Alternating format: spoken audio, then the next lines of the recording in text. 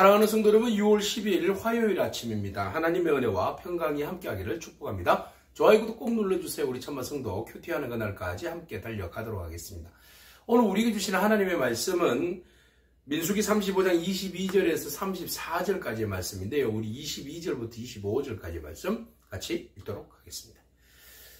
악의가 없이 우연히 사람을 밀치거나 기회를 엿봄이 없이 무엇을 던지거나 보지 못하고 사람을 죽일 만한 돌을 던져서 죽였을 때에 이는 악의도 없고 해하려 한 것도 아닌즉 해중이 친자와 피를 보복하는 자 간에 이 규례대로 판결하여 피를 보복하는 자의 손에서 살인자를 건져내어 그가 피하였던 도피성으로 돌려보낼 것이요 그는 거룩한 기름 부음을 받은 대제사장이 죽기까지 거기 거주할 것이니라. 아멘.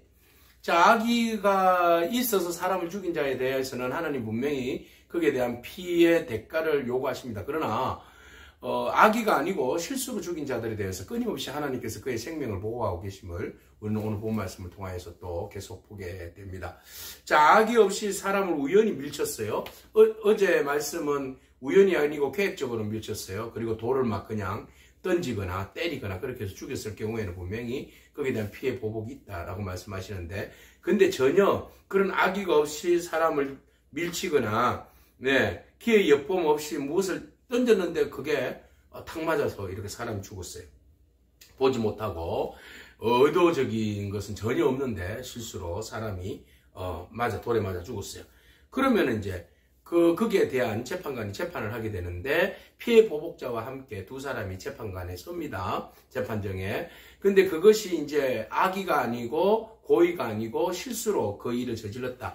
이렇게 하면 피해 보복을 할 수가 없는 거죠. 그 사람은 피해 보복은 할 수 없고 살인자는 부지 중에 살해한 사람은 도피성에 들어가게 됩니다.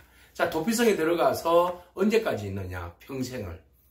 대제사장이 죽으면 비로소 그의 부지 중에 살해한 그 죄가 탕감을 받을 수 있어요. 그전에는 대제사장이 죽기 전에는 절대로 도피성에서 나올 수가 없게 되는 겁니다. 그래서 이제 우스갯이야기로 도피성에 있는 많은 사람들이 항상 매일마다 기도한답니다. 빨리 대제사장이 하나님 부름받아서 죽게 해달라고 그렇게 기도한답니다.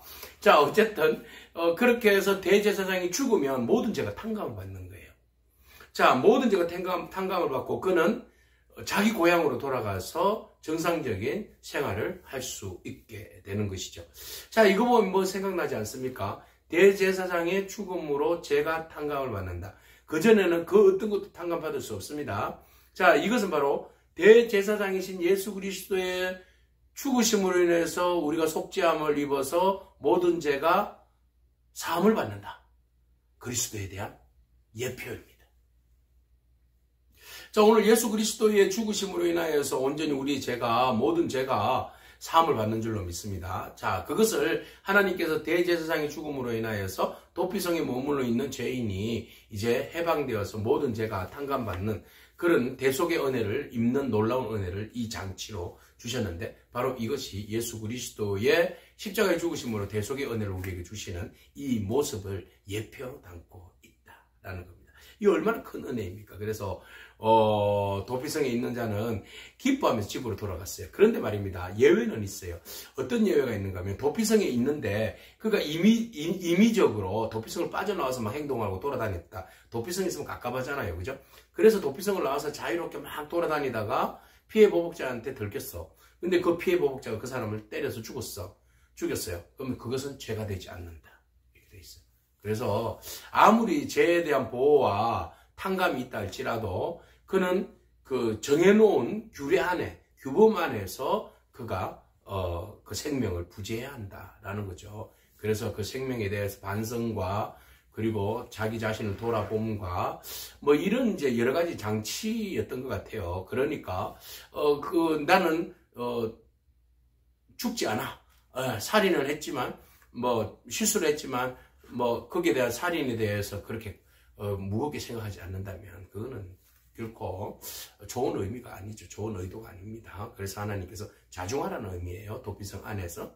그래도 너로 인하여서 그 가족이 귀한 생명이 부모가 자녀가 죽었잖아.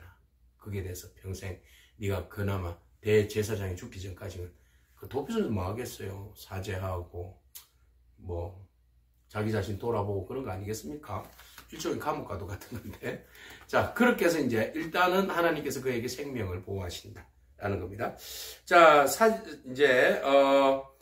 그래서 살인자가 28절에 이게 복음이에요. 살인자가 대제사장이 죽기까지 그 도피성에 머물러 있다가 대제사장이 죽으면 그 살인자는 자기 소유 땅으로 돌아간다.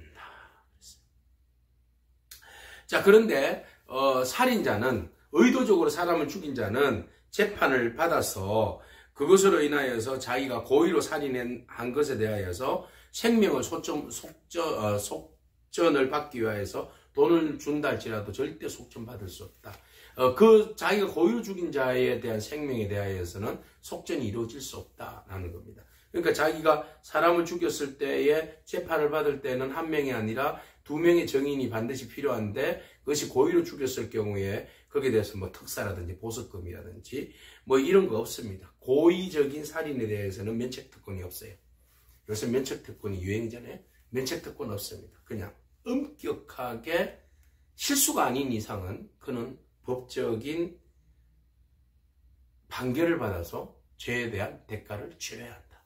이것이 바로 하나님이 정해놓으신 법이에요.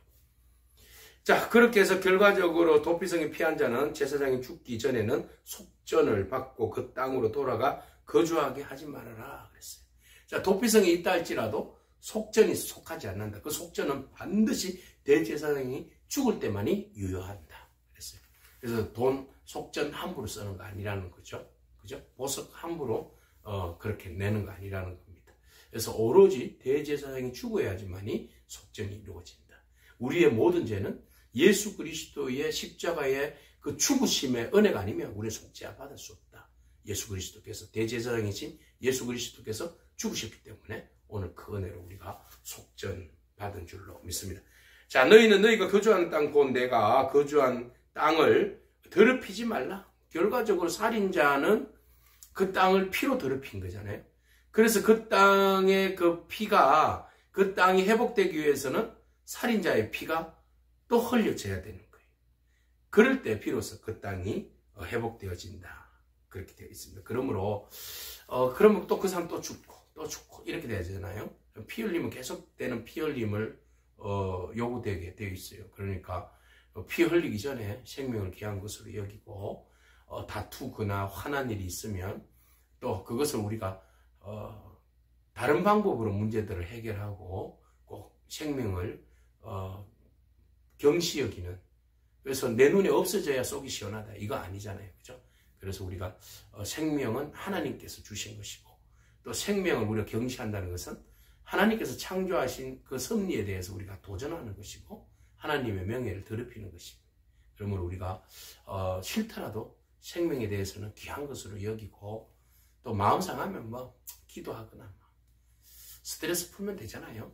그렇게 해서 우리가 여러분 정말 미워하는 것도 살인이라고 했는데 우리가 정말 미워하지 않도록 성령님께서 우리의 마음을 좀 만져주시고 치료해 주셔서 정말 그 영혼들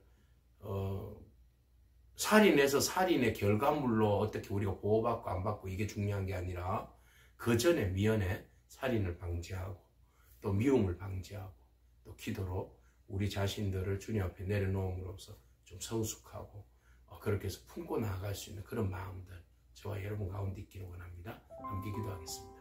주님 감사합니다. 우리는 늘 언제나 실수하는 사람입니다. 우리는 분내어서 우리 자신들을 감정을 컨트롤할 수도 없는 그런 연약한 존재입니다. 그러다 보니 때로는 말다툼하기도 하고 때로는 폭력을 쓰기도 하고 때로는 그 선을 넘어서 사람을 또 죽이기도 하는 그런 혼탁한 세상 속에서 살아가고 있습니다.